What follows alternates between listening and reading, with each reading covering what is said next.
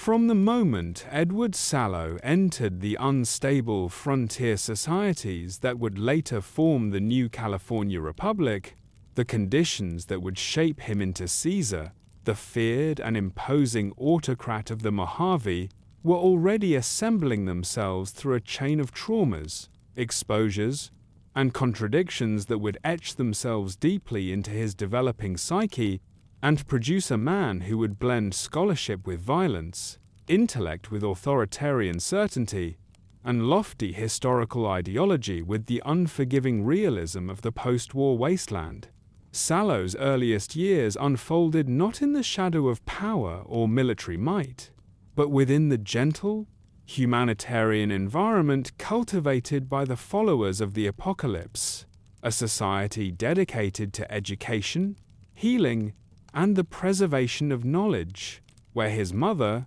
an idealistic adherent of the organization, attempted to provide him with stability and purpose, only for her life to be cut short by raiders in a moment that would become the first and perhaps most fundamental pivot in his understanding of the world, impressing upon him both the fragility of pacifist ideals and the brutal, unmediated force of violence as a determining agent in human affairs.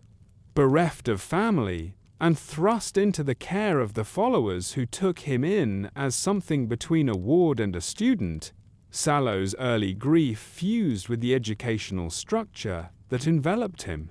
creating a child who absorbed information with a voracious hunger, not merely to learn but to anchor himself, to impose order on a world that to him seemed inherently chaotic, indifferent, and cruel. And it was within the followers' libraries that he first encountered the writing that would permanently reroute the trajectory of his life. The histories of ancient Rome, the rise and decline of empires, the narratives of strong men expanding civilization through conquest, and the discussions of law, unity, and identity that had formed the backbone of classical, republican, and imperial institutions. And although these texts were meant to provide academic curiosity and broad cultural literacy, for Sallow they became something else entirely, a blueprint for solving the problems he believed the followers failed to address, a model for imposing control where randomness reigned, and an antidote to the kind of weakness he felt had doomed his mother to death in a world that respected nothing but power. As he grew older within the followers' ranks, his intelligence became obvious to the teachers and elders around him, many of whom regarded him as gifted, even exceptional, but they also observed a severity in him, a sharpness and ambition that seemed almost at odds with the organization's ethos of service, neutrality, and patient reform. For whereas the followers believed in uplifting communities through cooperation and education, Sallow increasingly recognized in the wasteland a landscape governed by predator and prey, shaped not by negotiation, but by coercion, and reinforced daily by raiders, slavers, survivalist groups, and frontier violence that mocked the followers' slow, fragile mission. These years among the followers served simultaneously as the foundation of his intellectual world and the source of the internal conflict that would later explode into a total ideological schism, because from them he learned medicine, linguistics, history, and anthropology, tools that would allow him to understand people, manipulate cultures, and reshape societies. But he also increasingly viewed their commitment to nonviolence as naive, ineffective, and even complicit in the world's cruelty by refusing to confront the necessity of force in a broken civilization. And this duality fermented within him as a complex resentment toward the very people who nurtured him, a feeling that would later allow him to sever all ties with them without remorse when he felt the time had come. Yet to understand the psychological origin of Caesar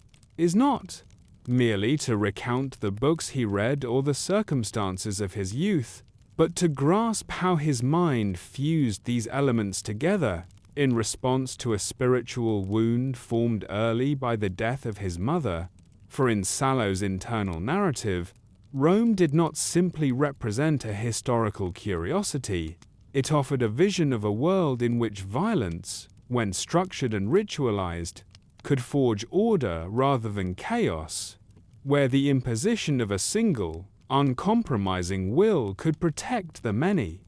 and where civilizations could transcend the cycles of tribalism and brutality that had ravaged post-war America.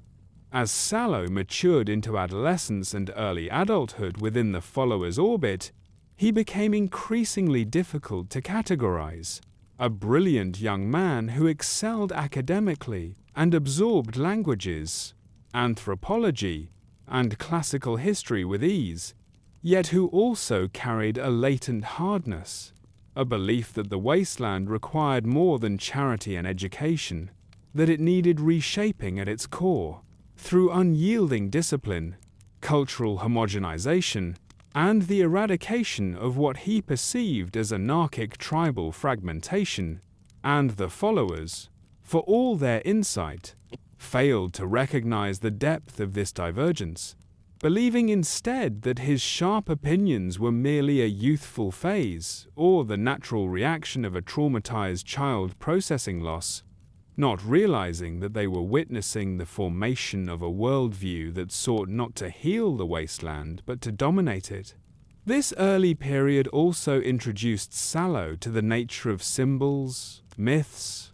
and the role of narrative in human cohesion, for through both Roman texts and tribal ethnographies, he learned how societies could be bound together through shared identity and controlled through ritual, hierarchy, and the projection of authority, and it is no coincidence that he would later style himself after Caesar,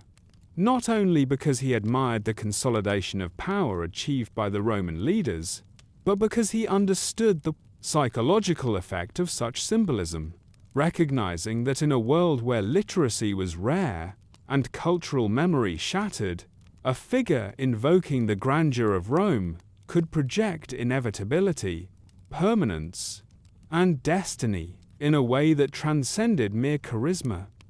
Moreover, his company within the followers exposed him to a range of humanitarian missions in frontier settlements and tribal groups, giving him early field practice in observation, translation, and the anthropological assessment of social structures, experiences that would later allow him to diagnose weaknesses in tribal cultures, predict their reactions to pressure,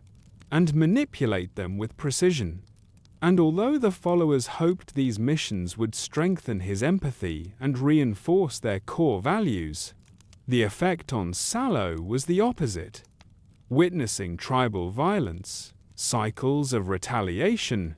and the vulnerability of peaceful communities confirmed his belief that compassion alone was insufficient, and that only an overwhelming force, rooted in ideology and enforced through fear, could bring lasting stability. The wasteland was full of cautionary lessons for him, each one reinforcing the idea that the followers' doctrines were doomed to fail, and each one driving him closer to the belief that he was uniquely suited to impose a new order, one built on the remnants of Old World Rome, but adapted ruthlessly for post-war survival. By the time Sallow reached adulthood, he had become a paradox within the followers, a prodigy whose talents they cherished but whose internal convictions were increasingly incompatible with their mission. A man who learned languages in months and absorbed histories like memorizing maps, yet who viewed the world not as a community to be healed but as raw material for the forging of an empire. And although he remained outwardly loyal to the followers at this stage, the fissures in his ideological foundation were widening, preparing him for the moment when exposure to the unconquered territories east of the NCR would ignite the latent ambitions that his early life had planted within him. In truth, the man who would become Caesar was already taking shape long before his capture by the Blackfoots, or his ideological break from the followers. He was taking shape in the tension between his grief and his education, between the destruction of his family and the intellectual tools provided by the followers, between his fascination with Rome and his disgust with the wasteland's tribal chaos. And it was this synthesis of pain, brilliance, and ideological rigidity that would enable him to step into the role of a conqueror with such ferocious certainty, believing not only that he understood history better than those around him, but that he had a moral duty to enact what he believed history demanded. In the end, Sallow's early life reveals that Caesar was not born from savagery, nor indoctrinated by tyrants, but formed instead through the collision of idealistic education and unrelenting violence, producing a man who interpreted his trauma through the lens of classical empire building, and who came to believe that the only true path to peace was domination, an idea that, once planted, would grow unchecked as he moved into the next phase of his life and began transforming theory into action, reshaping not only tribes, but the entire political landscape of the post-war West into a stage for the empire he felt destined to build. In the structured halls, makeshift classrooms, and dusty libraries of the followers of the apocalypse, Edward Sallow transformed from an orphaned child into an intellectually formidable scholar, absorbing knowledge with a rigor that many within the organization regarded as nothing short of prodigious. Yet beneath the surface of academic achievement, there simmered a growing dissonance between the ideals he was taught and the harsh truths he witnessed beyond the followers' walls, a widening ideological fault line that would ultimately rupture his loyalty and drive him toward the creation of an empire. The followers, dedicated to preserving knowledge and uplifting shattered communities, exposed Sallow to a wide curriculum that included ancient history, medicine, tribal studies, linguistics, and the foundational principles of peacebuilding. And while he mastered these subjects with an ease that impressed his mentors, he also began to critique them with a severity that unsettled those who caught glimpses of his private thoughts. For he saw not just what knowledge was, but what it could be used for. And in the lecture halls where others saw humanitarian potential, Sallow saw systems of control, patterns of cultural behavior, and mechanisms through which societies could be reshaped according to the will of an intelligent ruler. During this period, he found himself enthralled not only by the histories of ancient Rome, but by the entire spectrum of civilization building, examining how empires rose through disciplined unity and fell through internal weakness. And he contrasted these narratives with the followers' belief in voluntary cooperation, believing that the wasteland, with its raiders, slavers, gangs, and fragmented tribes, resembled more the world at Rome's founding than a society ready for peaceful reconstruction, a conviction reinforced by every humanitarian mission he joined, where he witnessed the fragility of settlements that collapsed at the slightest pressure, and observed how even well-meaning communities were undone by fear, scarcity, or internal division. Though the followers attempted to instill in him their central doctrine that knowledge should serve the helpless and empower individuals, Sallow increasingly interpreted knowledge as a weapon, a tool of direction rather than liberation, and this mentality shaped his growing fascination with anthropology and linguistics, disciplines that revealed cultural weaknesses he believed could be exploited for unification through force. And it was during these studies that he concluded most tribes lacked cohesive identity, ritual structure, or long-term vision, making them, in his eyes, raw, malleable material waiting for a stronger hand to shape into something greater. His mentors could sense something unusual in him. His questions were too pointed, his critiques too systemic, his interpretations too authoritative,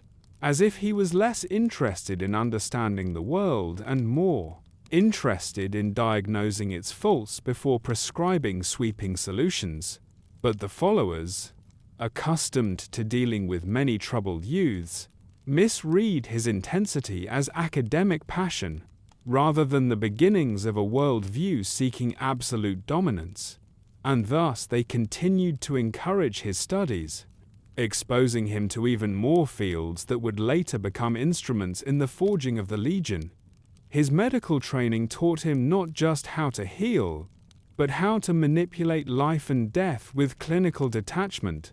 giving him a foundation for later policies regarding punishment, obedience, and the regulation of human bodies. His exposure to old-world political philosophy acquainted him with the failures of democracy, the strengths of centralized authority, and the value of mythic leadership, and his study of tribal structures, meant to help him empathize with and aid indigenous cultures, taught him instead how to dismantle them, how to break their identities, and how to rebuild them in forms that served a singular ideological mission. Among the followers, Sallow met many pacifists whose kindness and sincerity were genuine, and though he respected their intelligence, he judged their worldview weak, even self-destructive, believing they refused to confront the primal reality of violence that governed the wasteland, and this belief hardened each time he was sent on expeditions to distribute medical supplies or negotiate peace among local groups, for he saw how frequently such goodwill was met with exploitation, betrayal, or apathy, leading him to conclude that moral appeals carried no weight without the backing of force. Even as he mastered the followers' teachings, he subtly began to reject the assumptions underlying their work,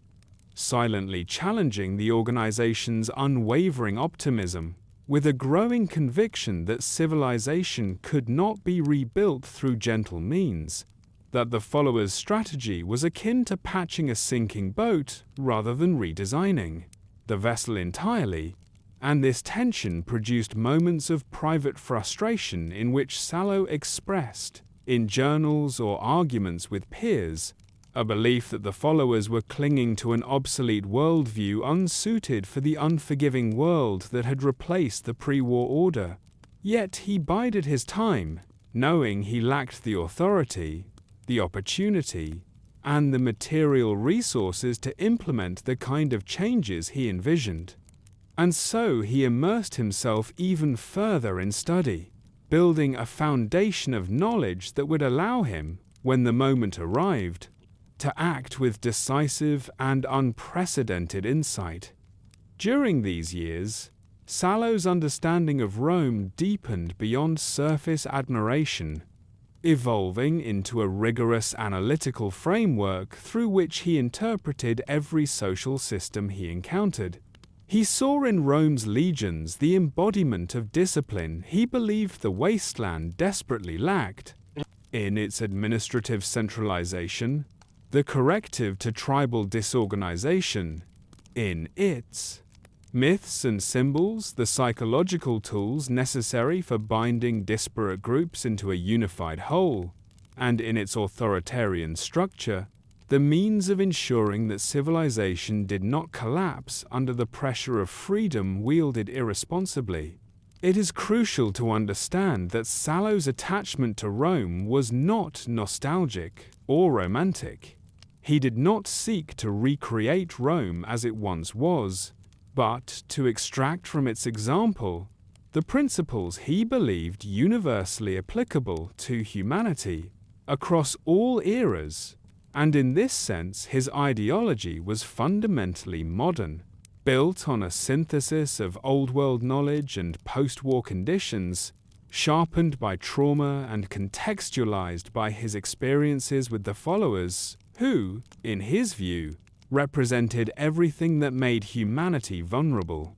This growing ideological divergence came to a head during internal debates within the followers, where Sallow increasingly argued that the organization should take more assertive stances, enforce order among hostile groups, and impose structural changes rather than merely suggest them, views that were consistently rejected by senior members who believed coercion contradicted the group's founding principles, and these confrontations further convinced Sallow that the followers were trapped by their own moral constraints, incapable of evolving to meet the requirements of the wasteland, and destined to fail in any project of large-scale societal transformation. The final sharpening of his viewpoint came not in the safety of libraries or classrooms, but in the frontier assignments that exposed him to violent tribal conflicts, introducing him to linguistic variations, ritual warfare, and cultural systems that struck him as inefficient, fragmented, and wasteful of human potential. And while the followers attempted to understand and respect these cultures, Sallow judged them as symptoms of humanity's regression after the Great War, believing they represented a return to pre-civilized chaos that had to be undone if there was to be any hope for the future. Though he did not yet articulate the full scope of his imperial philosophy, many of its foundations were already present. His belief in cultural annihilation for the sake of unification, his admiration for hierarchical power, his conviction that violence must be ritualized and centralized rather than dispersed and chaotic, and his certainty that he alone possessed the clarity required to make the necessary hard decisions others lacked the will to face.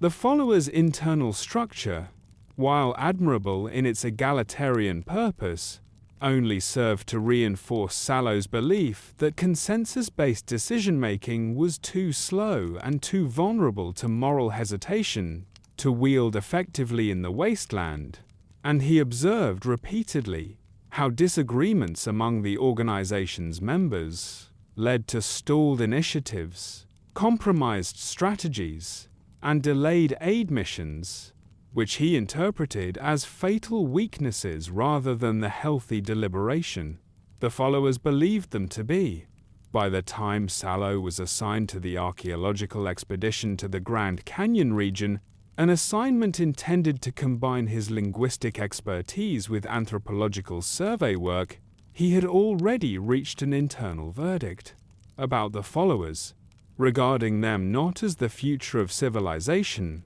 but as relics of a pre-war moral philosophy that could not survive the new reality. And though he still outwardly cooperated with them, the foundations of loyalty had eroded,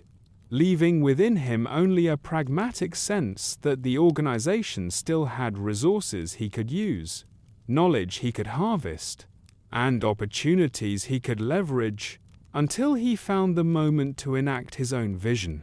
What the followers misunderstood most about Sallow was that they had not merely trained him in their doctrines, they had given him the intellectual tools to dismantle them, and the more he learned, the more he believed they were blind to the true nature of the world, and so he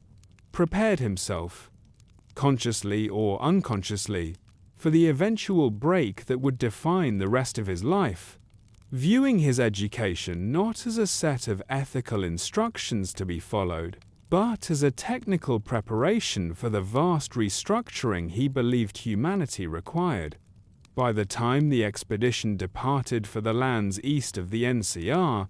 Edward Sallow was no longer simply a scholar of history or an eager student of anthropology. He was a man carrying within him the theoretical foundations of an empire, forged not through tradition, but through the collision of academic brilliance, disillusionment, and accumulated outrage at the naivete he believed was dooming the followers' mission, and it was in this state of intellectual certainty and restrained ambition that he stepped into the journey that would expose him to the tribal world he would soon seek to dominate, marking the beginning of the transformation from learned idealist into the ideological architect of Caesar's legion.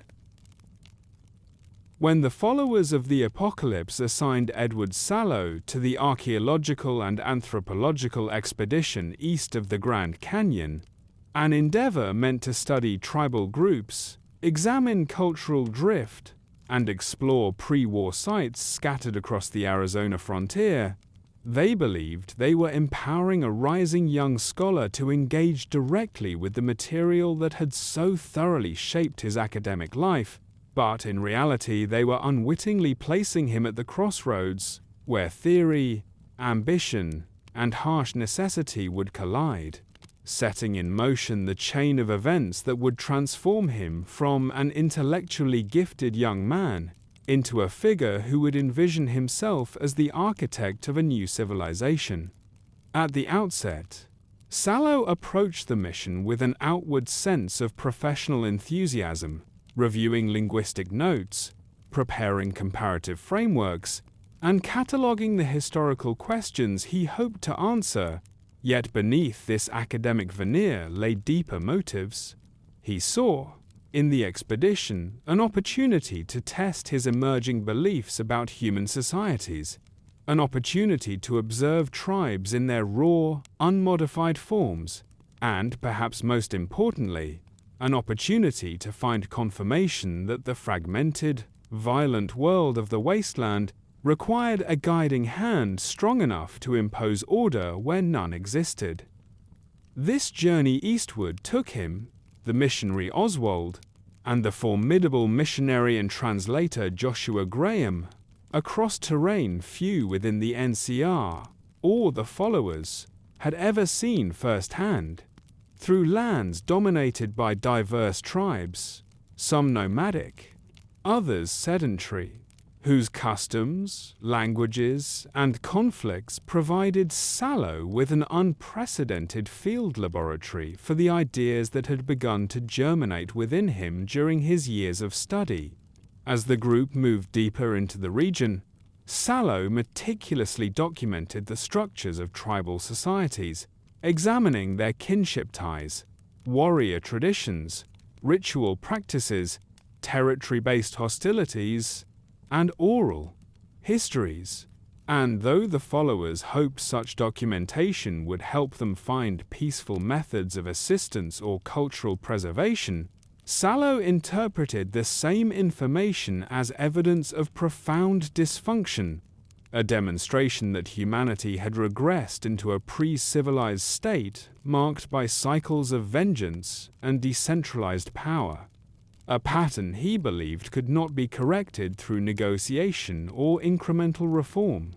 Each tribe they encountered reinforced this conclusion in different ways. Some attacked the expedition outright, compelled by fear, desperation, or simple opportunism, while others hesitantly welcomed them but offered little cultural coherence, shifting their allegiances and leadership structures with the volatility of the environment itself. And Sallow observed these interactions closely, identifying weaknesses in their organization, inconsistencies in their traditions, and the underlying vulnerabilities that left them perpetually trapped in the same loop of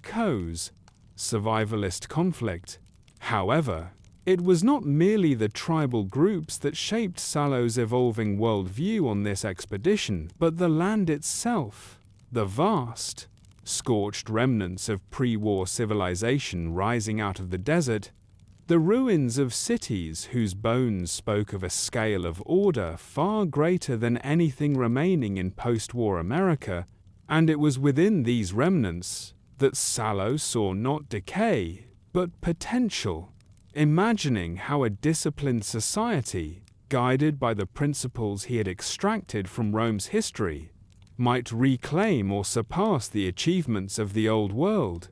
These pre-war ruins gave him a sense of what humanity had once been capable of,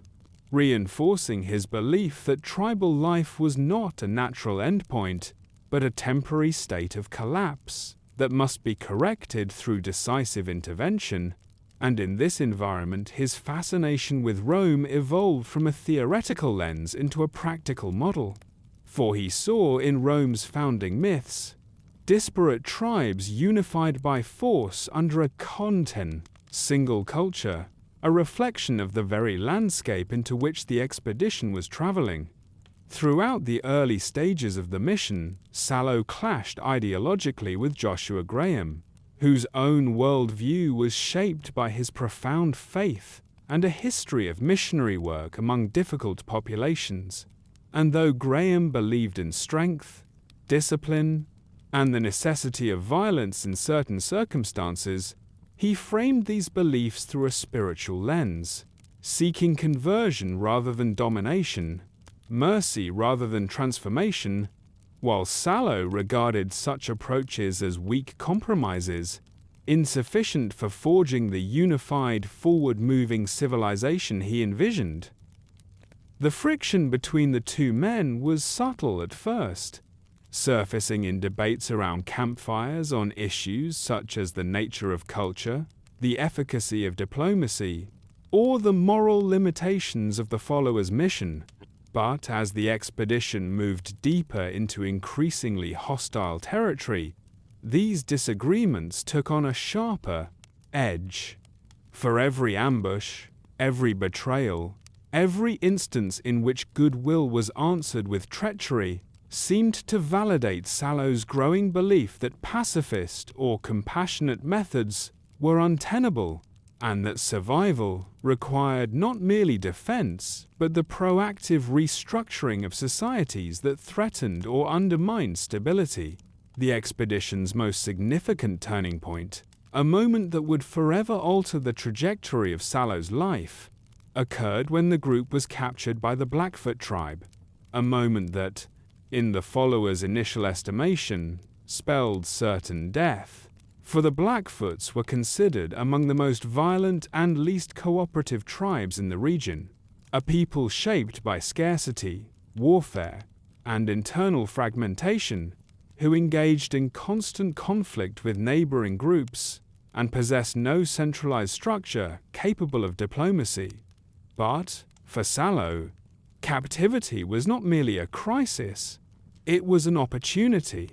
The moment he realized that his academic knowledge and ideological convictions could be applied directly, concretely, and with immediate effect, for when the Blackfoots prepared to kill the expedition members, Sallow intervened not with a plea for mercy but with an analysis of their weaknesses, an offer of guidance, and an argument rooted in their own survival, telling them that they were losing their war against rival tribes because they lacked discipline, strategy, and organization, and that he, with his knowledge of tactics and anthropology, could give them the power they needed.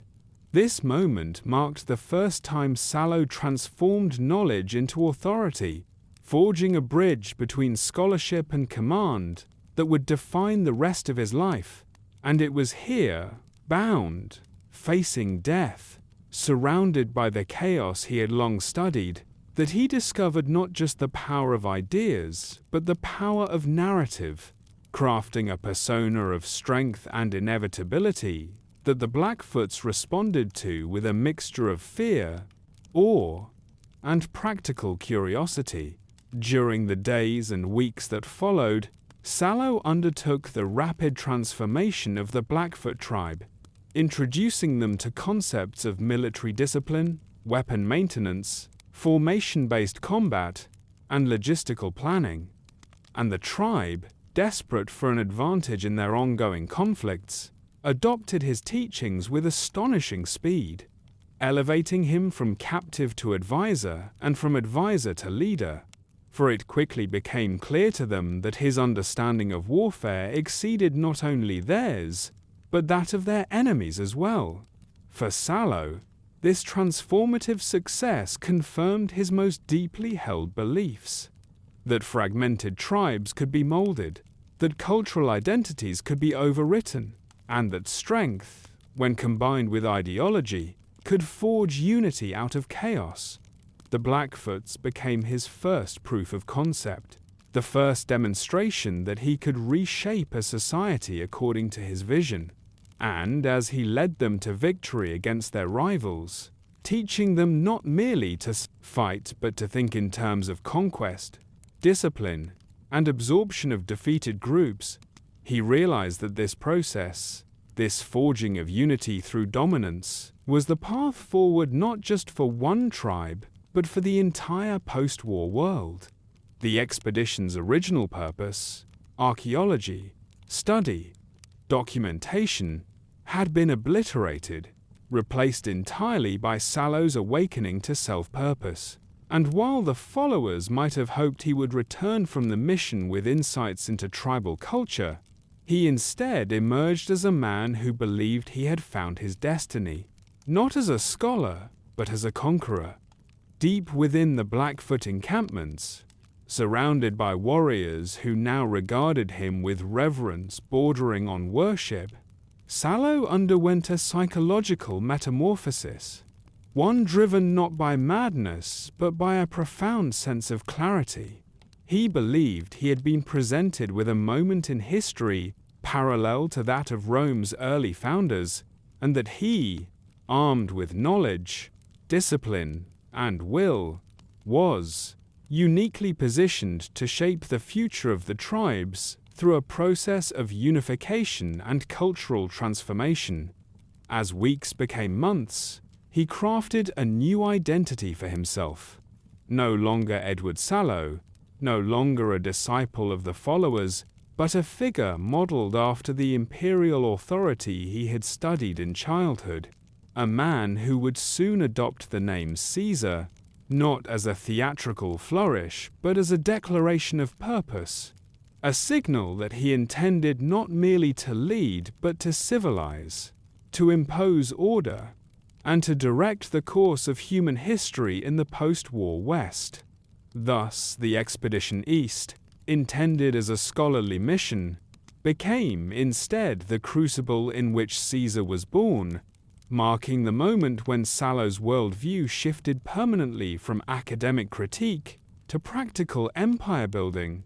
a transition that would reshape the fate of tribes, settlements, and entire nations, as he embarked upon the path that would lead to the creation of one of the most feared and ideologically rigid societies in the post-apocalyptic world.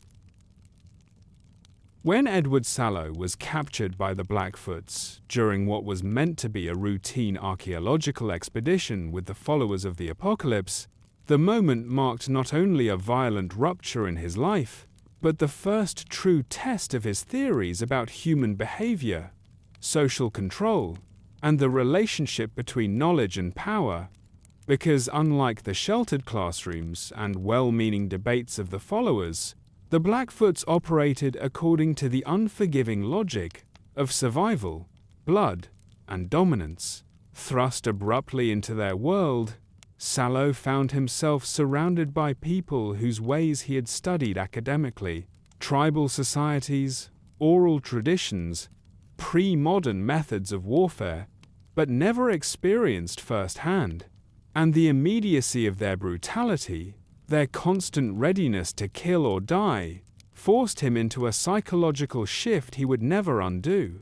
He stopped observing human beings as potential students and began dissecting them as raw material. The Blackfoots saw him initially as little more than a hostage, a curiosity with strange books and soft hands. And even as they threatened him, beat him, and prepared to ransom or kill him, Sallow felt a detached analytic clarity settling over him,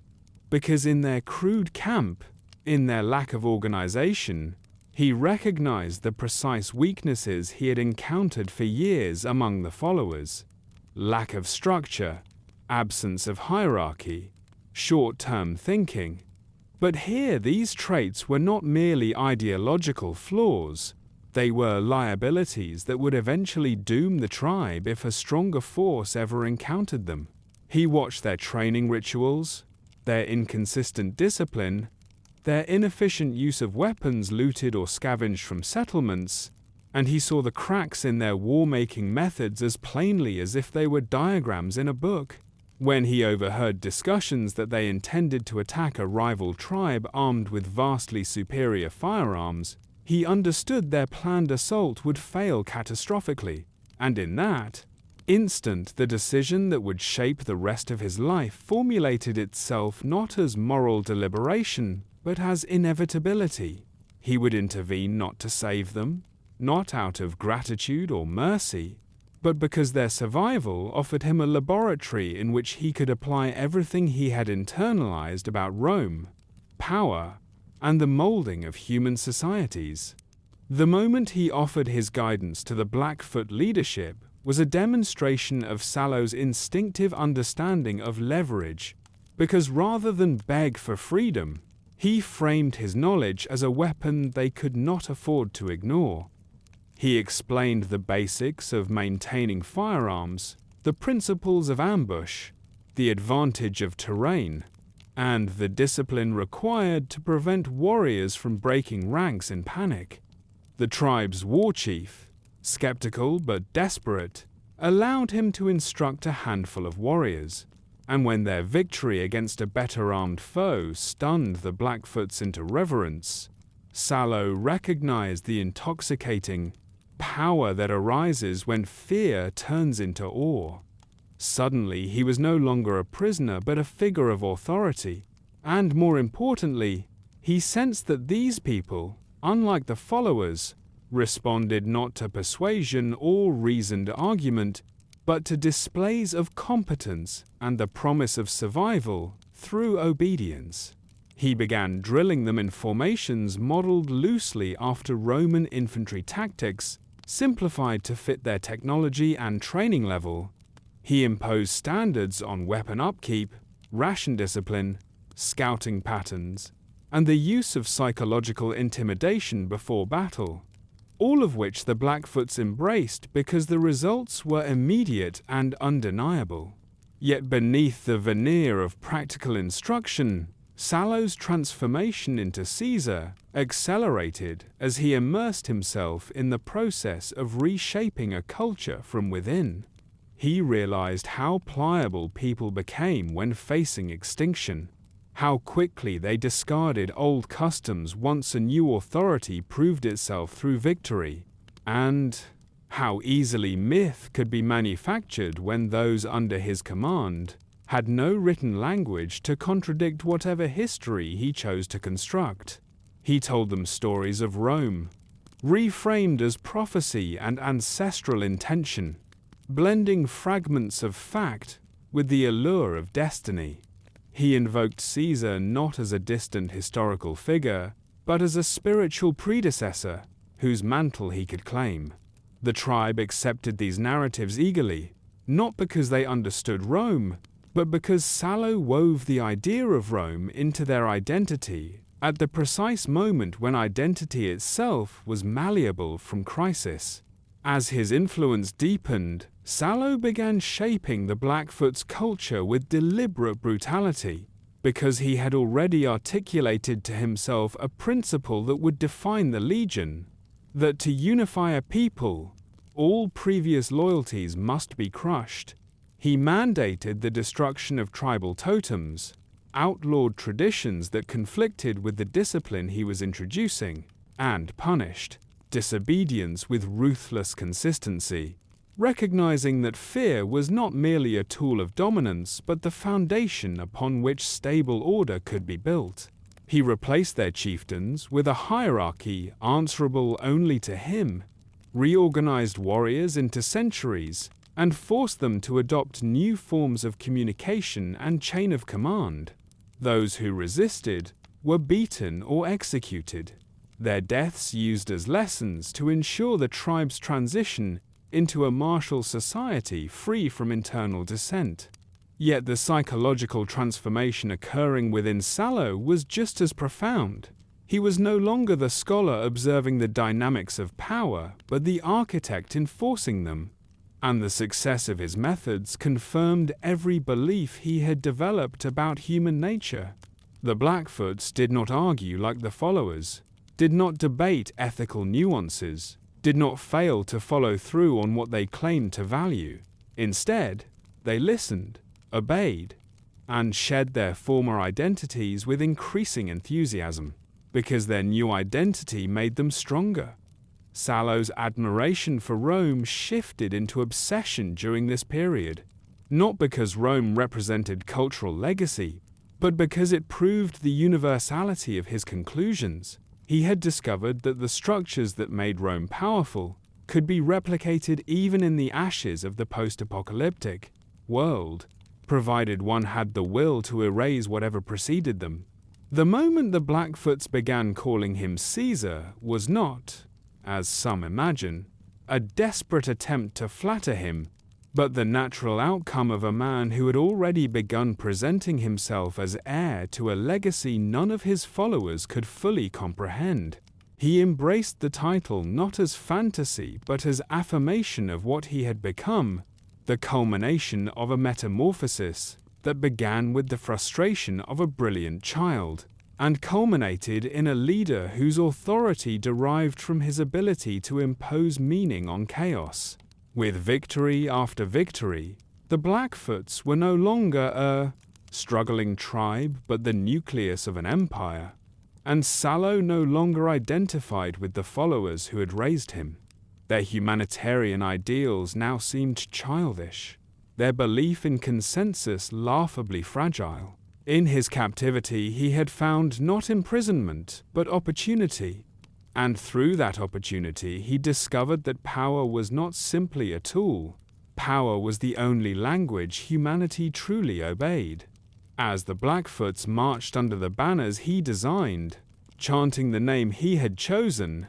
Caesar solidified his belief that he alone possessed the vision necessary to drag the wasteland out of its stagnation. The tribe that had once threatened his life now existed entirely because he had remade them, and that act of creation, violent, methodical, absolute, was the crucible in which Caesar, the philosopher king, Caesar the warlord, and Caesar the future conqueror of the Mojave were forged, ensuring that the man who had once been Edward Sallow would never again see himself as anything less than a figure destined to shape history through fire, discipline, and the unbreakable certainty that humanity could only be saved when it was first brought to its knees. Caesar's rise from the educated captivity of the followers to the sovereign of a swiftly expanding empire cannot be understood merely through strategy and violence, because the true foundation of his dominance lay not in the soldiers he commanded or the tribes he subjugated, but in the myth he crafted around himself, an intricate, deliberate construction born from his scholarly understanding of classical propaganda, ancient religion, and the psychological needs of fractured societies struggling to define themselves after centuries of ruin. From the moment Edward Sallow became Caesar, he understood with unnerving clarity that an empire in the wasteland could not rely on material force alone. Its legitimacy had to be anchored in an identity larger than himself, larger than any tribe, something that could outlast the failures and traumas that had defined the Mojave's disunited peoples. He studied history not as philosophy but as a manual of manipulation, and he recognized that the most enduring structures of power, from Rome to countless pre-war nations, were built not simply on armies or governing institutions, but on myth, stories carefully shaped to convert obedience into faith and authority into destiny. In this, Caesar did not merely imitate Rome, he improved upon it, adapting the core techniques of ancient imperial myth-making into a post-nuclear world starved for certainty. He understood something the tribes never articulated, that people living in the ruins of a dead civilization do not simply crave safety, they crave meaning, narrative, coherence, in a world that no longer offers it. by positioning himself as the embodiment of a resurrected Rome, by framing his conquests as the fulfillment of a preordained historical pattern rather than a sequence of opportunistic campaigns. He transformed his followers into believers, and in doing so, ensured that his personal authority became unassailable.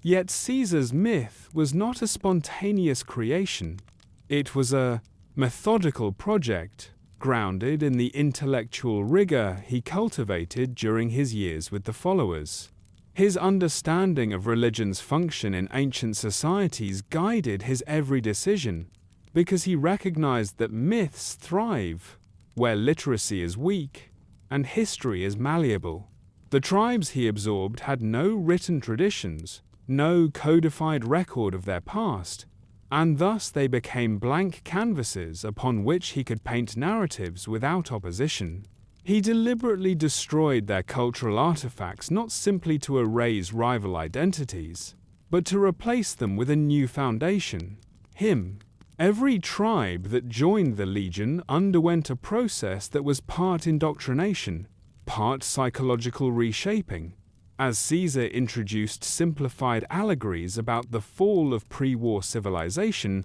the eternal struggle between order and chaos, and the role of Rome, his Rome, as the instrument through which humanity would be purged of barbarism and decay, he tailored these myths to the tribes' existing beliefs, echoing the structure of their stories while replacing their heroes with Roman archetypes, allowing the transition to feel more like revelation than contradiction. Caesar understood the power of merging familiarity with foreign authority. People accept radical ideas more easily when they are framed as a continuation of something they already half believe.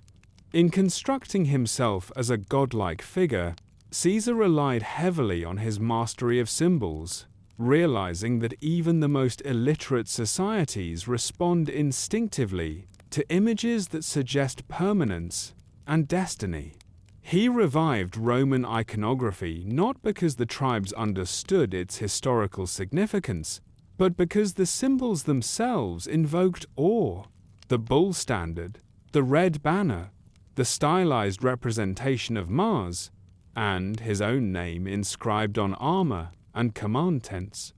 He surrounded himself with rituals derived loosely from Roman ceremony, but simplified into gestures that conveyed power, formal declamations. Before battle, proclamations delivered from elevated platforms, the deliberate use of Latin phrases that the tribes could not understand, but instinctively associated with mystic authority. These techniques allowed him to appear larger than life, a figure whose knowledge extended beyond the comprehension of ordinary men, reinforcing the idea that obedience to him was not a practical decision, but a sacred duty. Caesar also understood the value of obscurity in shaping myth. He allowed misinformation about his origins to circulate among the ranks, sometimes confirming versions of his story that presented him as a prophetic figure born under auspicious signs, other times remaining silent when followers spoke of him as a reincarnation of the ancient Caesar. This ambiguity was not laziness, it was strategy. A myth thrives when its subject remains partially unknowable, because mystery invites projection, and projection invites devotion. By refusing to correct the legion's fantastical interpretations of his identity, he allowed them to inflate him into something beyond human limitations. Even his cultivated aloofness served a purpose. He kept his distance from most soldiers, limiting personal contact so that stories about him could grow unchecked, exaggerating his intellect, fearlessness, and strength.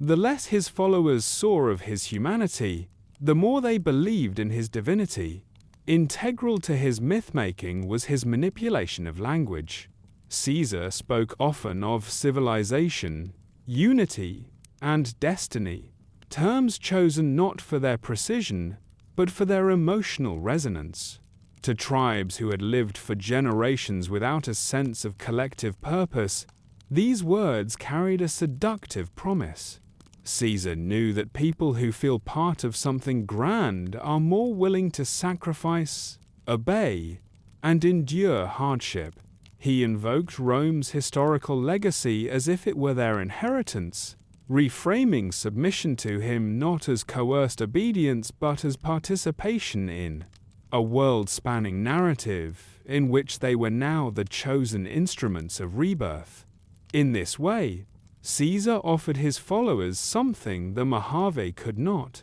a sense of belonging that transcended their individual tribes.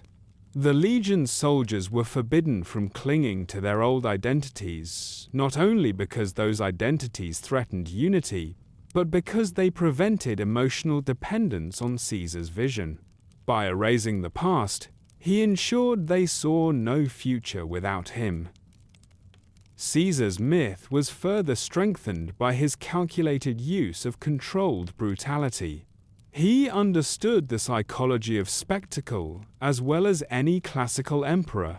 recognizing that acts of extreme violence, public executions, and ritual punishments not only enforced discipline, but reinforced the myth of his infallibility. When dissidents were crucified along roads leading to legion camps, the message was not simply that disobedience carried consequences, it was that Caesar had the authority to wield life and death as a divine ruler. The soldiers witnessing these scenes internalized the idea that Caesar's will was absolute, and this reinforced his myth more effectively than benevolence ever could. Benevolence invites comparison with ordinary leaders. Cruelty executed with ritualistic consistency elevates a ruler beyond human morality. Caesar knew that fear, when embedded in ideological narrative, transforms into reverence. There was also an intellectual vanity within Caesar's myth-making, a belief that his understanding of Rome allowed him to improve upon its flaws. He knew that the ancient Caesars relied on senatorial legitimacy and public games to maintain loyalty, but he viewed these institutions as inefficient relics. Instead, he crafted a more streamlined system in which ideology replaced entertainment and fear replaced political compromise. He understood that the post-war world was harsher, its people more desperate, and thus more receptive to authoritarian mythologies. In this environment, he believed he could perfect the imperial model by eliminating its weaknesses. No Senate to betray him, no aristocratic class to challenge him, no written laws that could be used against him. In his mind, he embodied the essence of Rome without inheriting its vulnerabilities. Yet beneath the towering myth he constructed, a subtler psychological transformation occurred within Caesar himself. As the legion grew, as tribes fell under his banners, and as his followers recited his words as scripture, he began to believe, not merely strategically, but internally, in the destiny he had fabricated. The boundary between the role he played and the identity he embraced blurred, and the man who had once been Edward Sallow slowly dissolved under the weight of the persona he had designed. He had always viewed myth as a tool, a means of shaping reality, but over time, the myth became his reality, his absolute certainty in his doctrines, his refusal to acknowledge mistakes, and his dismissal of dissent as treason were not signs of arrogance alone. They were symptoms of a man who had absorbed his own propaganda. He no longer saw himself as a leader guiding the Mojave into a new era. He saw himself as the only individual capable of doing so, the singular mind chosen by history to restore order to a world that had forgotten how to create it. Thus, Caesar's myth-making was not merely a political project but a psychological metamorphosis, one in which the study of Rome fused with the trauma of his youth and the hunger for control that had defined his early years. In constructing a god for the wasteland, Caesar discovered that the first person he convinced was himself, and the empire he built around that conviction became both his weapon and his prison. Caesar's philosophy of domination, the core of his ideological and practical approach to the wasteland, emerged as a direct synthesis of his early intellectual formation, the failures he observed among the followers of the apocalypse, and his brutal experiences reshaping tribal societies, crystallizing into a worldview that rejected democracy, mercy, and equality as not merely impractical, but morally insufficient in a world governed by scarcity, violence, and human weakness. Unlike the followers, who clung to ethical codes of service, compassion, and consensus, Caesar believed the wasteland was a place of immutable hierarchies and unyielding laws of survival, where the naive pursuit of fairness only prolonged chaos, wasted human potential, and left the strong unprotected against the weak or malicious. And it was this conviction that allowed him to rationalize extreme measures that others would call cruel, from crucifixions and executions to the enforced erasure of tribal identities, not as acts of sadism but as necessary steps to create order, loyalty, and a society capable of rising above the disjointed brutality that had defined post-war America. His rejection of democracy was both practical and ideological. He viewed consensus-based governance as slow, inconsistent,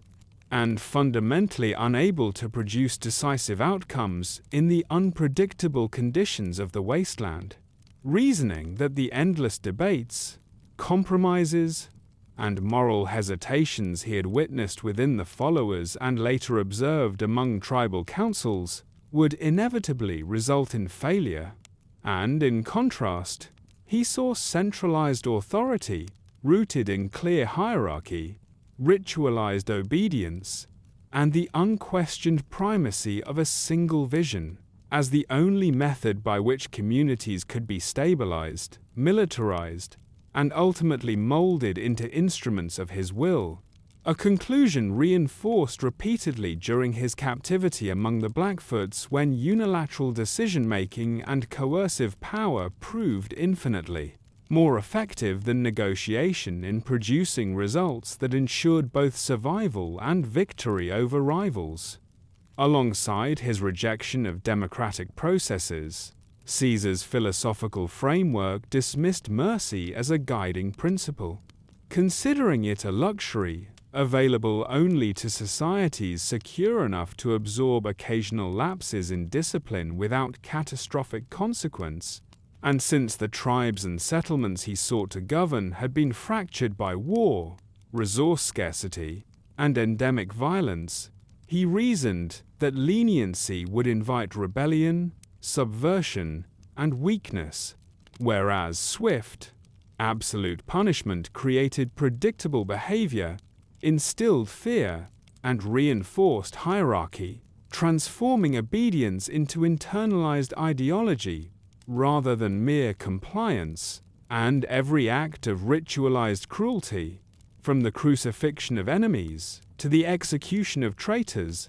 became a psychological instrument, demonstrating not only the consequences of defiance but the divine inevitability of Caesar's authority, further cementing the loyalty of his followers and ensuring that his vision of order would propagate with minimal resistance.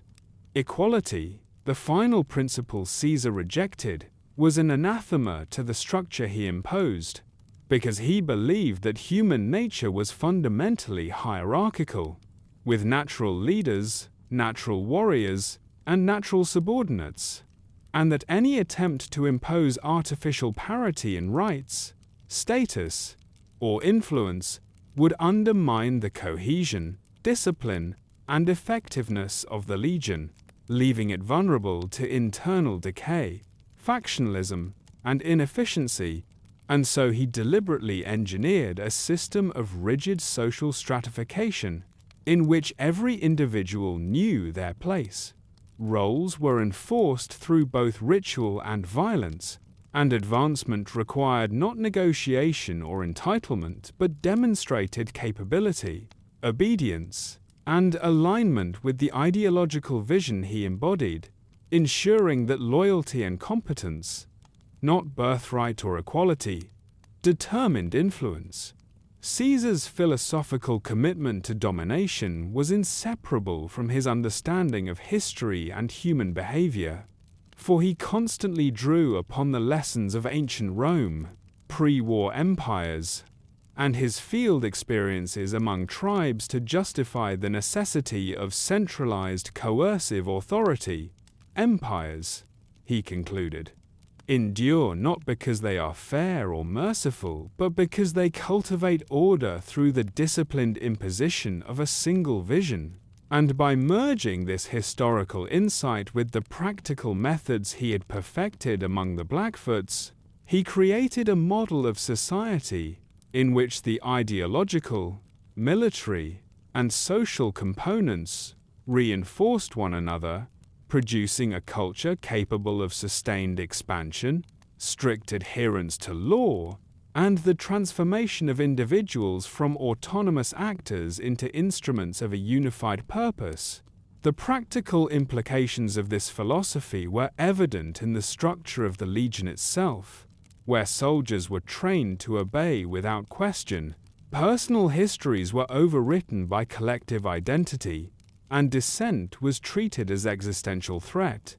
For Caesar's theoretical reasoning dictated that only by eradicating competing loyalties, moral hesitations, and claims of parity could the legion maintain cohesion, project power, and achieve his long-term objective of unifying the Mojave under a single, disciplined, and ideologically coherent authority, a framework in which every component of governance, from the discipline of the rank and file to the ritualized punishment of lawbreakers, served the singular purpose of reinforcing his conception of civilization and validating his belief that domination, fear, and absolute hierarchy were not merely tools but moral imperatives in a world defined by chaos, scarcity, and relentless human conflict. Fundamentally, Caesar's philosophy of domination was the product of trauma,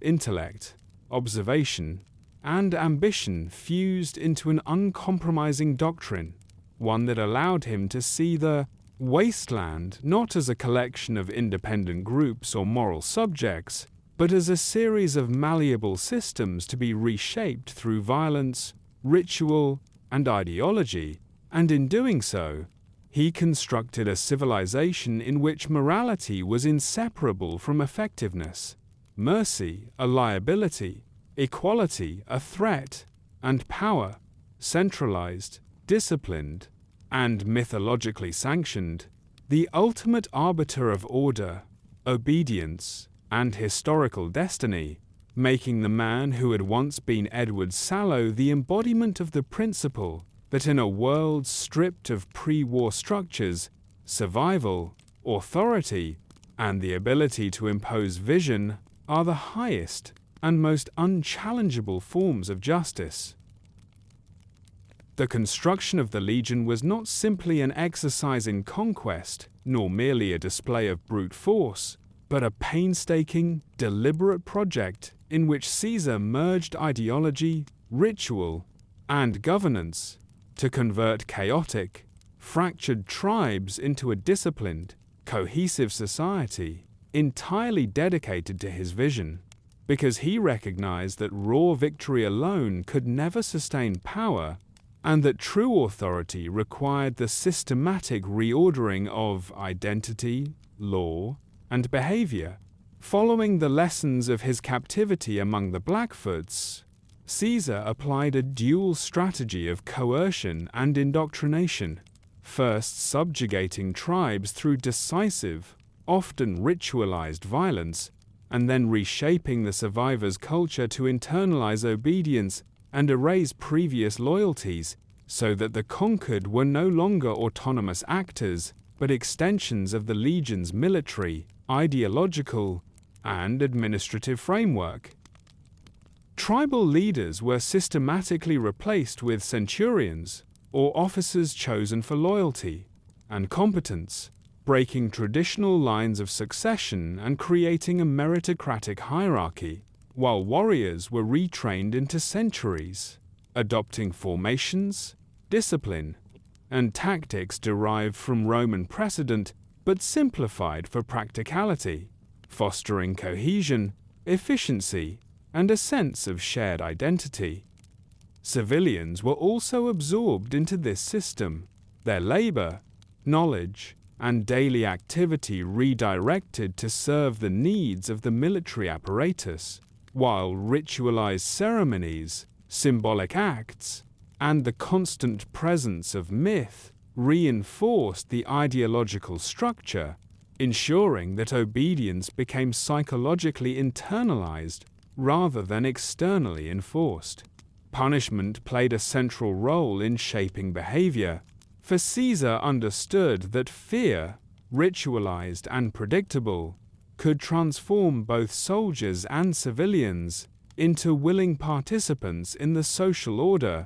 and so infractions were met with public, dramatic displays, crucifixions, beatings, and executions, which served simultaneously as deterrent, spectacle, and reinforcement of the mythic authority he had cultivated, making the consequences of disobedience inseparable from the sacred narrative of Caesar's destiny. Beyond immediate enforcement, the legion's legal framework functioned as a tool of identity reshaping, establishing behavioral norms, obligations, and hierarchies that extended from camps into conquered settlements, while rituals and ceremonies embedded these laws into daily life, producing a culture in which survival, morality, and purpose were inseparable from service to Caesar. And previous tribal customs, belief systems, and social structures were systematically destroyed or repurposed to prevent divided loyalties. Language, symbolism, and myth were deliberately engineered to cement cohesion, with Latin terms, Roman iconography, and stories of pre-war civilization employed to create a sense of continuity and destiny, allowing individuals to perceive themselves not merely as members of a tribe, but as participants in a grand historical mission, while the psychological erasure of their former identity ensured that obedience was total, unquestioned, and emotionally invested. Caesar's methods were consistent across different regions and populations, allowing for the replication of this social engineering on a broad scale, producing a unified, expansionist society in which ideology, military discipline, law, and ritual reinforced one another, and in doing so, he demonstrated that conquest was insufficient without cultural control, and that the creation of an enduring empire depended on the deliberate shaping of human behavior, belief, and identity, transforming the Mojave from a landscape of fragmented survival into the foundation for a civilization entirely aligned with his singular vision of order, authority, and destiny. Joshua Graham, the enigmatic burned man, occupies a central psychological and operational space in Caesar's rise, not merely as a general within the legion, but as the embodiment of the tension between loyalty, fear, and ideology that Caesar understood and exploited, because Graham represented both a model and a cautionary figure, someone whose devotion to Caesar's vision was absolute, whose competence in war was legendary, and whose presence amplified the aura of invincibility and ruthlessness that Caesar required to command obedience from both soldiers and conquered populations, yet simultaneously served as a reminder of the precariousness inherent in human alliances, the necessity of vigilance, and the ever-present potential for betrayal that could unravel the carefully constructed social and military order. Graham's early successes in leading campaigns against the tribes of the Mojave reinforced Caesar's belief in disciplined hierarchy and the use of extreme measures to enforce loyalty, demonstrating the practical efficacy of fear coupled with competence. But their relationship was not without tension. Graham's own personal code, shaped by his pre-war convictions and religious devotion, occasionally intersected with Caesar's ruthless pragmatism in ways that required subtle negotiation, manipulation, and the careful balancing of trust and intimidation, because Caesar understood that even the most devoted lieutenants could harbor ambitions or moral hesitations that, if unaddressed, could destabilize the entire structure. When Caesar ultimately ordered Graham to execute the act that would culminate in the infamous burning, it was a calculated psychological maneuver as much as a military necessity. By demonstrating that no loyalty was unconditional except loyalty to the legion, that even the most capable and revered subordinate could be sacrificed if necessary to reinforce authority, Caesar entrenched the principle that obedience to ideology and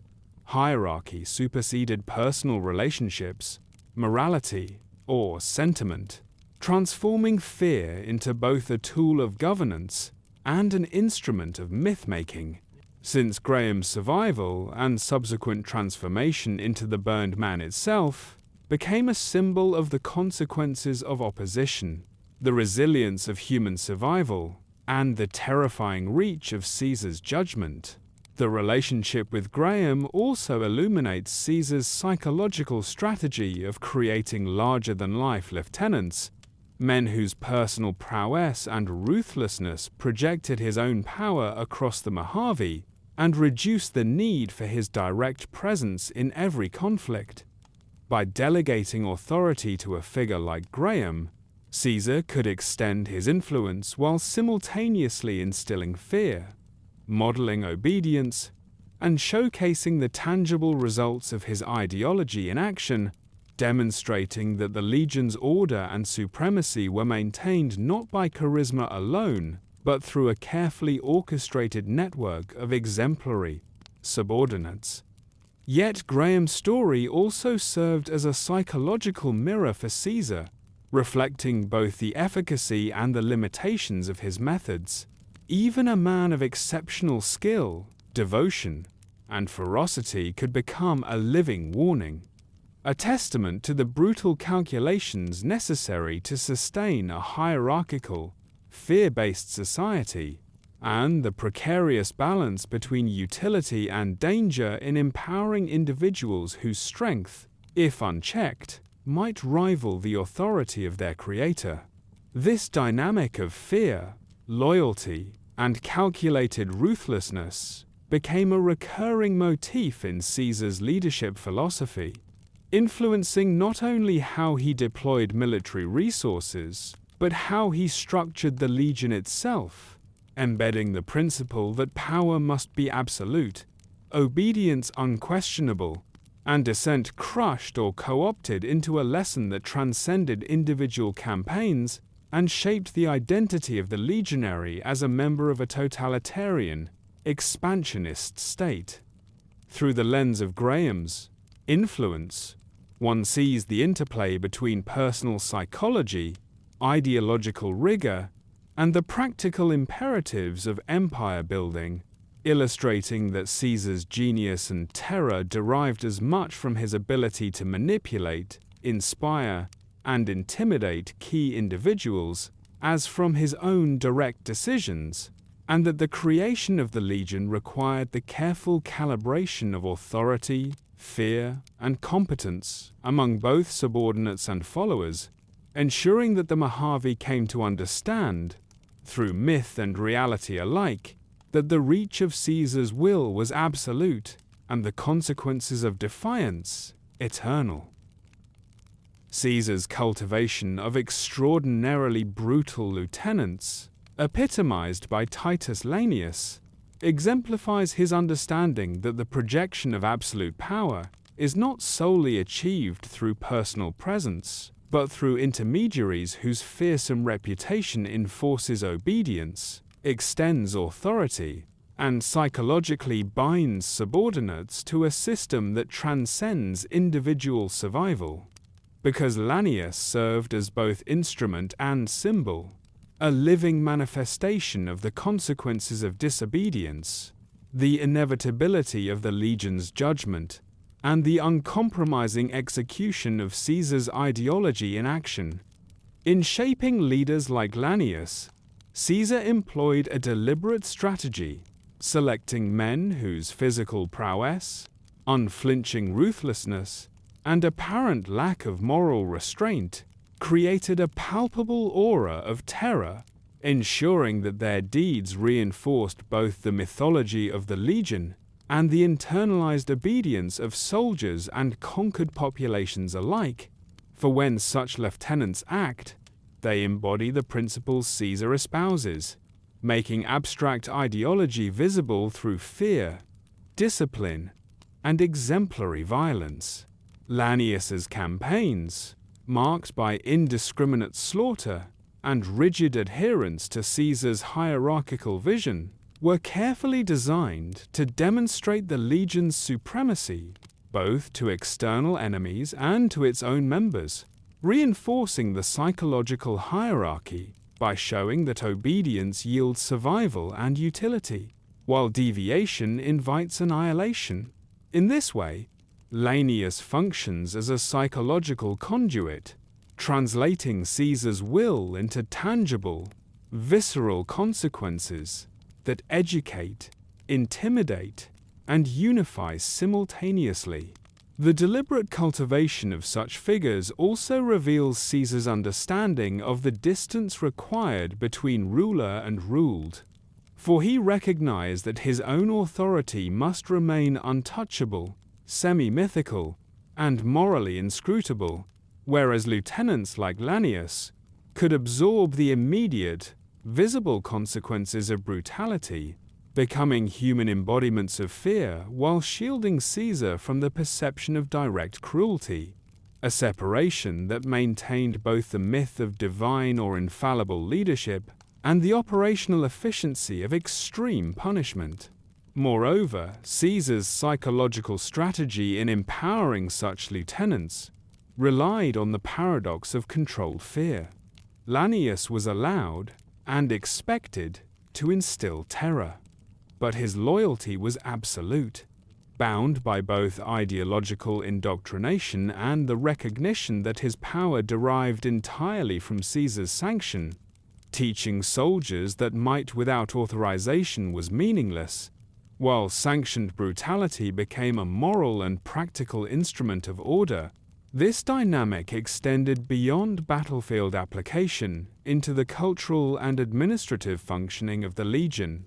as the presence of terrifying subordinates reinforced compliance, accelerated assimilation of conquered peoples, and provided a model of loyalty and competence for aspiring officers, ensuring that the legion's hierarchical and ideological structures were self-perpetuating, psychologically coherent, and resistant to challenge. Caesar's use of monstrous lieutenants also reflects his broader philosophical commitment to the instrumentalization of violence,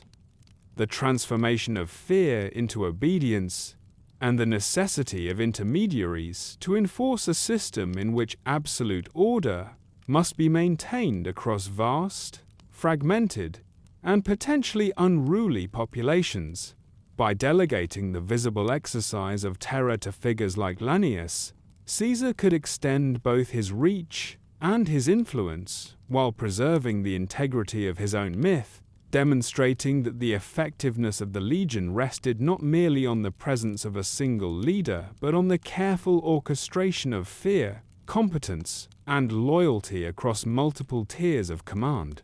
The relationship between Caesar and his lieutenants thus exemplifies the sophistication of his psychological governance.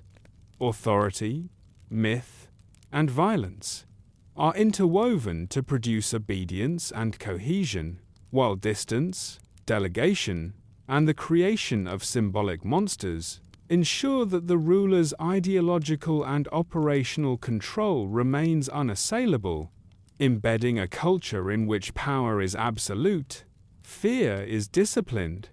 and the mechanisms of command operate with unerring precision across the legion's expanding empire in the Mojave.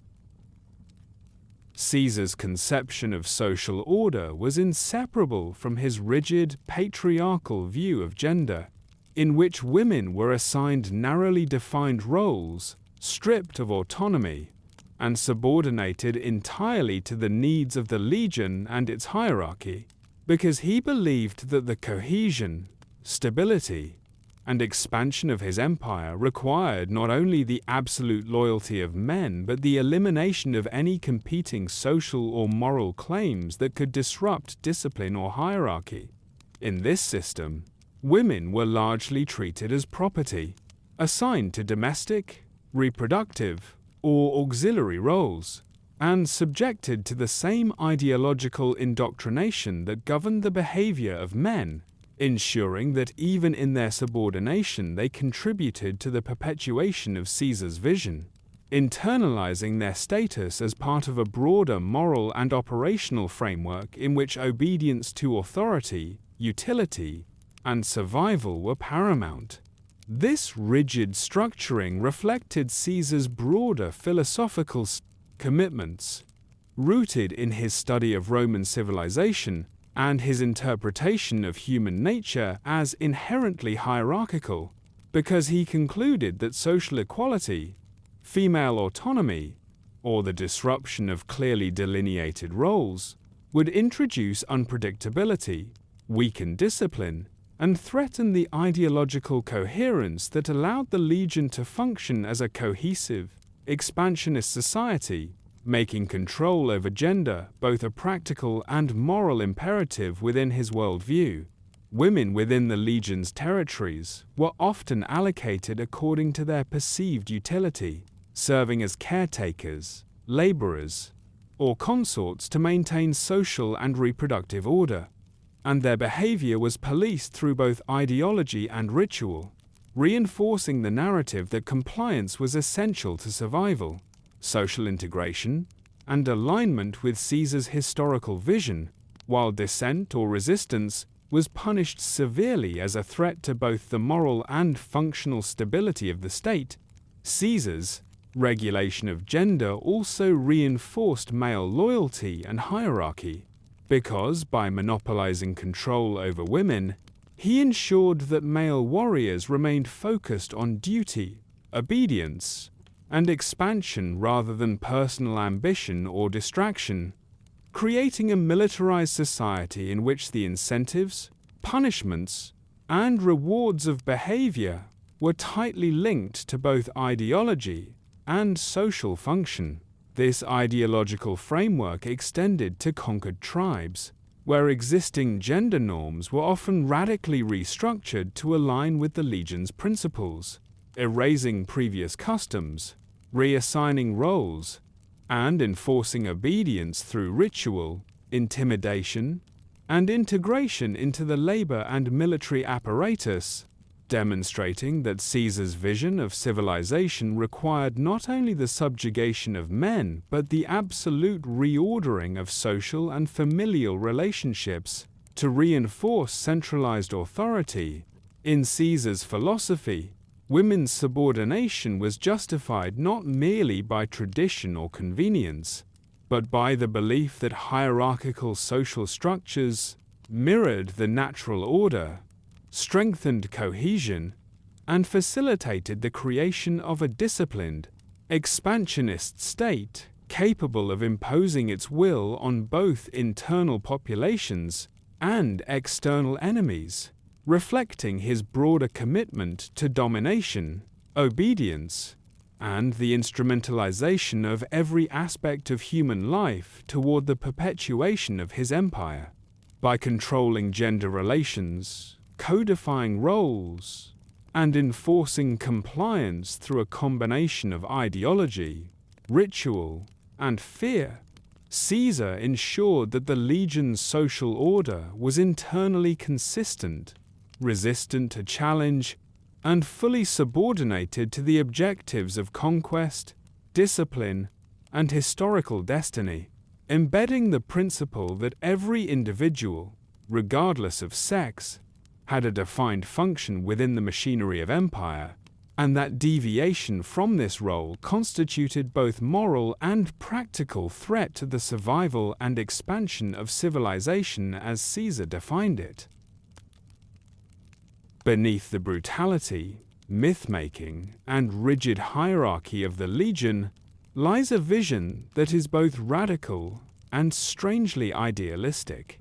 Caesar's concept of a pax romana for the Mojave, a centralized, ordered civilization imposed over the chaos of the wasteland, where war, anarchy, and tribal fragmentation would give way to unity, discipline, and what he considered true civilization, because he believed that only through absolute control could humanity escape the destructive cycles that had left the post-apocalyptic world fragmented, violent, and incapable of self-governance, and that the legion's ideological and military apparatus was not merely a tool for conquest, but an instrument to realize this historical destiny. In this vision, the Mojave would no longer be a mosaic of competing tribes or semi-autonomous settlements vulnerable to predation, but a contiguous realm ruled by law, hierarchy, and obedience, reflecting what Caesar perceived as the lessons of Rome. Civilization requires order enforced by authority, cultural cohesion, and a shared belief system. And in the absence of these, humanity reverts to barbarism, a pattern he saw repeated in the failures of pre-war America and the post-war wasteland alike. His dream of Pax Romana was paradoxically humane and inhumane. Humane in its aim to stabilize society, end internecine tribal slaughter, and create predictability, security, and continuity. Inhumane in the means, because the creation of this order demanded eradication of previous identities, extreme punishment, forced assimilation, and the subjugation of entire populations to a system in which individual autonomy was sacrificed for collective survival under his singular vision. Caesar's long-term goals included not only the destruction of the NCR as a competitor to his unification of the Mojave, but also the systematic elimination of tribal cycles of violence and revenge, which he regarded as the principal obstacle to durable civilization, reasoning that, without central authority to impose order, humanity would remain trapped in perpetual fragmentation, conflict, and regression. This vision extended beyond mere governance to cultural and psychological transformation. By reshaping belief systems, social hierarchies, and daily rituals, Caesar sought to ensure that obedience and loyalty would persist, not out of fear alone, but as internalized identity, embedding the idea that stability, progress,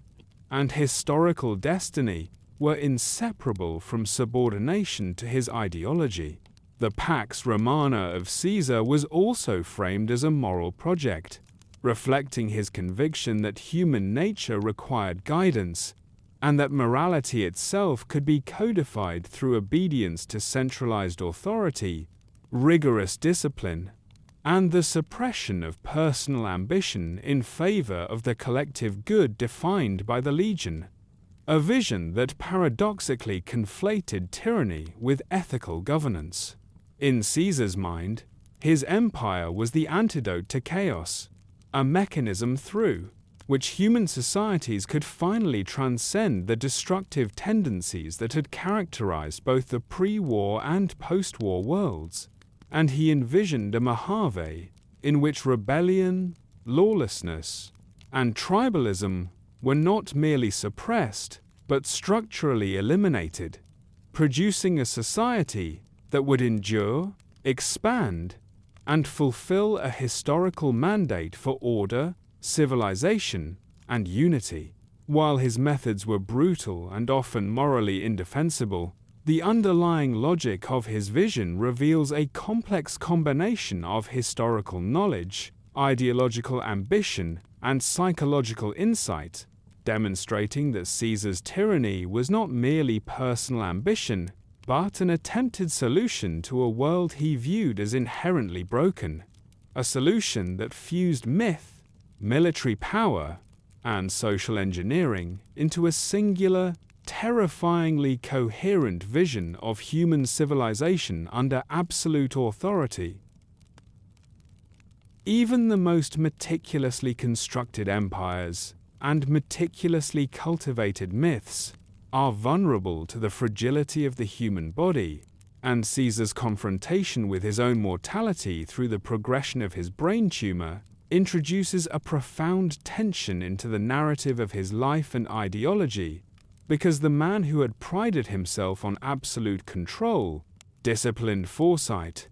and the imposition of historical inevitability was suddenly forced to reckon with the limits of flesh and time, a reality that no amount of myth-making, fear, or brute force could entirely suppress, and which shaped his strategic decisions, psychological state, and the pace at which he sought to realize his vision of Pax Romana in the Mojave. The tumor, slowly eroding cognitive function and heightening physical vulnerability, magnified Caesar's paranoia, feeding both suspicion of his subordinates and obsession with the inexorability of his destiny, as he became acutely aware that the failure to complete his designs before death would delegitimize the narrative of his greatness, rendering all ideological, military, and cultural accomplishments incomplete or meaningless, and forcing him to accelerate campaigns, enforce stricter obedience, and increasingly rely upon proxies like Lanius to execute his will in the field. This confrontation with mortality was not merely physiological but deeply psychological, because Caesar had defined himself as a godlike figure whose intellect, strategy, and vision exceeded ordinary men, and yet the tumor exposed the inescapable fact that he was a man subject to decay, vulnerability, and ultimately death, creating an existential pressure that intensified his need for control, ideological clarity, and the suppression of any potential threat, internal or external, to his authority. The awareness of his body's betrayal contributed to an increasingly autocratic posture. Decisions became less collaborative, punishment of dissent more immediate, and campaigns more aggressively timed, as every delay or hesitation represented a literal narrowing of the window in which he could achieve historical validation. And in this sense, the illness served both as a limitation and as a driver, catalyzing a final, intense period of expansion and consolidation designed to ensure that the Mojave, the Legion, and his mythic legacy would outlive the inevitable decline of his corporeal form. Caesar's confrontation with mortality also illuminates the human side of the tyrant, revealing insecurities, fears, and obsessions that underlie the facade of infallibility, as he oscillated between ruthless pragmatism and the obsessive perfectionism of a man desperate to leave behind an unassailable historical imprint, and this duality influenced not only strategy and military deployment, but also the psychological manipulation of followers, as the sense of urgency imbued by his illness became woven into the Legion's campaigns, rituals, and ideological messaging, conveying to subordinates that their participation was part of a larger, time-sensitive historical mission. The tumor's progression also intensified Caesar's reliance upon ritual, symbolism, and delegation, because he could no longer personally oversee every aspect of his empire, necessitating that his authority be projected through proxies, ceremonies, and intermediaries, whose competence, brutality, and loyalty reflected his own power while ensuring continuity of governance despite his physical decline. This dynamic underscores a key principle of his philosophy. The individual ruler may be mortal, but the system, ideology, and myth must endure beyond him, and every action, from military conquest to social restructuring, was recalibrated to safeguard the immortality of his vision, even as his body failed. Paradoxically, this confrontation with mortality may have sharpened Caesar's ideological clarity, compelling him to further rationalize and entrench his doctrines of domination, hierarchy, and fear as universal, timeless principles, rather than mere instruments of expediency, because any uncertainty, weakness, or delay could now be interpreted as personal and historical failure, and in a mind conditioned by trauma, scholarship, and unyielding ambition, the narrowing window of opportunity magnified every risk, reinforced every dogma, and heightened the psychological intensity with which he pursued the realization of his empire. Ultimately, Caesar's illness transforms the narrative of his life from the story of a brilliant, ruthless, and ideologically coherent conqueror into the tale of a man confronting his fragility, forced to reconcile the inevitability of death with the desire for eternal legacy, creating a period in which paranoia, ruthlessness, and urgency converge to accelerate both the expansion of the legion and the crystallization of his myth, and revealing that even the greatest architects of power are subject to the immutable constraints of biology, a realization that both humanizes and intensifies the legend he constructed for himself in the Mojave. The arrival of the Courier in the Mojave represents a pivotal psychological inflection point in Caesar's otherwise meticulously controlled existence, because this outsider, unbound by the chains of the legion or preconceptions of the wasteland's hierarchy, introduces a variable that threatens, challenges, and potentially validates every element of Caesar's ideology, forcing the tyrant to confront both the adaptability of his methods and the rigidity of his worldview, as he evaluates the Courier's allegiances, resourcefulness, and willingness to manipulate or submit to the legion's authority. Unlike the predictable and indoctrinated soldiers under his command, the Courier operates independently, creating dilemmas that cannot be solved through intimidation, ritualized punishment, or precedent, and Caesar's interactions with this figure expose the tension between his desire for total control and the practical necessity of negotiation, intelligence gathering, and strategic manipulation in a rapidly changing landscape, demonstrating the adaptability required to maintain supremacy when confronted with unforeseen actors. The Courier functions as both mirror and instrument, reflecting weaknesses in the legion's control mechanisms while simultaneously offering Caesar an opportunity to test and reinforce his ideological principles. For the tyrant evaluates whether the Courier can be converted, coerced, or neutralized in ways that advance the legion's mission, thereby confirming the efficacy of his system of fear, hierarchy, and indoctrination, or exposing flaws that require immediate correction. These interactions also illuminate Caesar's psychological flexibility, revealing that despite his rigid ideology and obsessive planning, he is capable of strategic recalibration, deception, and selective pragmatism When traditional methods of authority fail to produce predictable outcomes, yet the necessity of such adjustments exacerbates paranoia,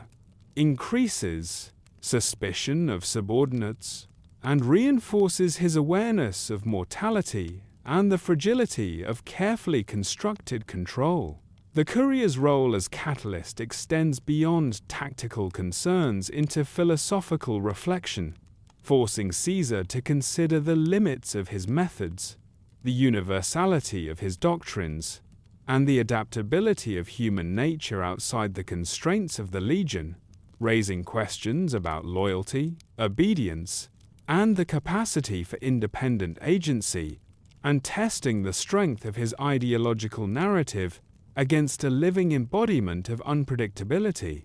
Depending on the choices made, the Courier can accelerate Caesar's plans, provide validation of his supremacy, or introduce disruption that necessitates immediate recalibration, making the interaction a crucible in which his beliefs about domination, hierarchy, and civilization are applied, scrutinized, and either reinforced or challenged in real time,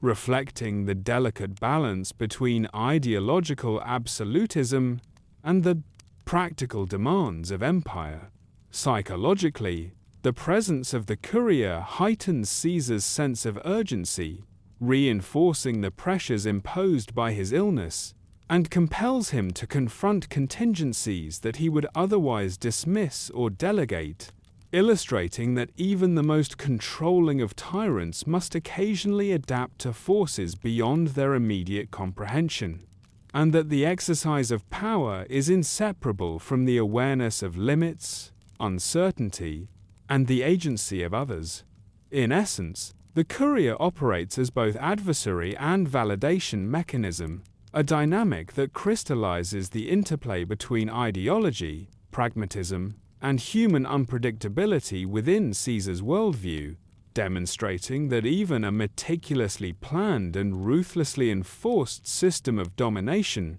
remains vulnerable to disruption by a single, capable, and independent actor, and that Caesar's genius and paranoia are inseparable from his constant negotiation with variables that lie beyond his absolute control. For Caesar, the battle for Hoover Dam is far more than a strategic military engagement. It is the culminating expression of his ideology, the ultimate test of his vision, and the tangible validation of a lifetime of planning, conquest, and ruthless governance. Because the dam represents both a literal and symbolic pivot point where the Mojave's political, economic, and social order can be reshaped according to his design, and where the success or failure of his doctrines of domination, hierarchy, and civilization will be measured against the ultimate prize: control of a region capable of sustaining life, commerce, and power. Every element of Caesar's preparation reflects his obsessive attention to history, psychology, and logistics. From the deployment of highly disciplined legions trained to execute Roman-inspired tactics, to the careful management of intelligence, supply lines, and the integration of conquered populations into operational support, demonstrating that, for Caesar, military victory is inseparable from ideological affirmation, and that each maneuver, each assignment of a centurion, and each act of ritualized violence is designed to reinforce both practical and psychological dominance. The battle for Hoover Dam also functions as a personal crucible, forcing Caesar to confront the limits of his own body, the contingencies of war, and the unpredictability inherent in human agency. As subordinates, enemies, and even neutral parties interact in ways that may validate or threaten the meticulous order he has imposed, highlighting the interplay between his strategic genius and the vulnerabilities imposed by mortality, contingency, and imperfect control. Psychologically, the dam embodies Caesar's need to demonstrate historical inevitability, for in his mind, the conquest of this key strategic point is not merely about resource control, but about proving that his life's work, the unification of the Mojave, the eradication of tribal cycles, and the creation of a Pax Romana, is both achievable and morally justified, translating abstract ideology into tangible, measurable reality, and reinforcing the myth of Caesar as both scholar and god-king. The obsessive focus on the dam also intensifies his ruthless tendencies, as any hesitation, failure, or delay is intolerable, and the stakes of ideological failure are magnified by the awareness of his illness and the finite window of opportunity in which he can achieve historical immortality, compelling him to demand absolute obedience, execute harsh punishments, and employ psychological manipulation on both his troops and adversaries to ensure that every action contributes to his ultimate aim. Strategically, the battle illustrates Caesar's mastery of combined arms, use of intimidation, and orchestration of subordinate commanders, including the deployment of monstrous lieutenants like Lanius, to achieve both practical victory and symbolic domination, because in Caesar's calculus, perception of invincibility and the demonstration of ideological supremacy are as crucial as the control of territory, resources, or infrastructure. The confrontation at Hoover Dam therefore represents the intersection of ambition, ideology, and mortality. Success affirms Caesar's vision, legitimizes his life's work, and cements his place in history, while failure threatens to undermine decades of intellectual, military, and psychological effort, exposing the fragility of his meticulously constructed system and the human limits underlying his mythic authority. In this moment, Caesar is both strategist and ideologue, tyrant and visionary, confronting the ultimate test of whether his carefully cultivated empire, disciplined legions, and psychologically engineered society can withstand the pressures of fate, mortality, and the chaotic realities of the wasteland, making the battle for Hoover Dam not merely a military engagement, but the final stage upon which the entirety of Caesar's life, philosophy, and legacy will be judged by history, myth, and the Mojave itself.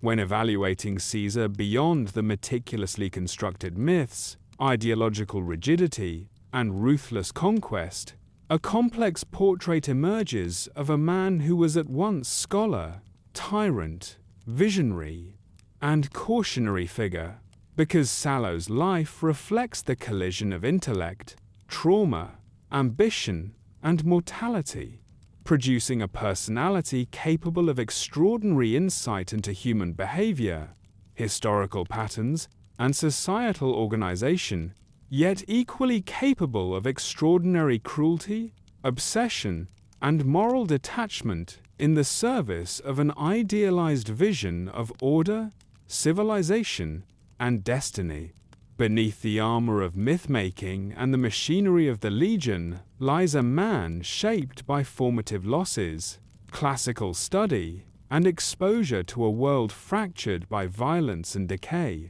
whose early idealism, cultivated under the followers of the apocalypse, gradually transformed into a conviction that peace without domination was impossible, and that mercy and equality were luxuries incompatible with survival in the post-apocalyptic Mojave, a shift reflecting both intellectual rigor and psychological trauma. Caesar's genius was inseparable from his tyranny. His understanding of history, ritual, psychology, and military organization enabled him to forge a society capable of enforcing ideological conformity, projecting power across fractured populations, and sustaining expansion over territory that would otherwise remain anarchic, demonstrating that his cruelty was methodical rather than capricious, a calculated tool in the pursuit of what he considered civilization and historical inevitability. Yet this same intellect, when coupled with obsession, paranoia, and the physical decline imposed by illness, produced moments of extreme rigidity, paranoia, and moral blindness, revealing the human limitations beneath the veneer of godlike authority, and suggesting that his most ambitious projects were as much acts of personal validation and control as they were instruments of societal improvement or historical destiny. In assessing his legacy, one sees that Caesar's life raises fundamental questions about the nature of power, ideology, and morality. He exemplifies the potential for intellect to justify cruelty, for vision to demand suppression of autonomy, and for ambition to impose structure upon chaos at an incalculable human cost, illustrating that greatness and tyranny are often inseparable, and that the measurement of a historical figure requires examination of both accomplishments and consequences. Caesar's enduring impact on the Mojave, through the legion, the social structures he enforced, the psychological imprint on survivors, and the myths perpetuated by both followers and enemies, underscores the duality of his existence. He was simultaneously a creator of order and a perpetrator of terror, a thinker who applied reason to society and a man whose obsessions often overrode empathy or ethics, leaving a legacy that challenges conventional notions of heroism, villainy, and governance. Ultimately, Caesar must be understood not only as the god-emperor of the legion or the feared conqueror of the Mojave, but as a deeply human figure whose intellect, ambition, trauma, and mortality intersected to produce a life of extraordinary influence and extraordinary moral complexity, a life in which the pursuit of order and civilization was inseparable from domination and fear, and in which the boundaries between visionary and tyrant blur, leaving behind a cautionary tale of what occurs when the drive to shape history eclipses compassion, humility, and recognition of human limits.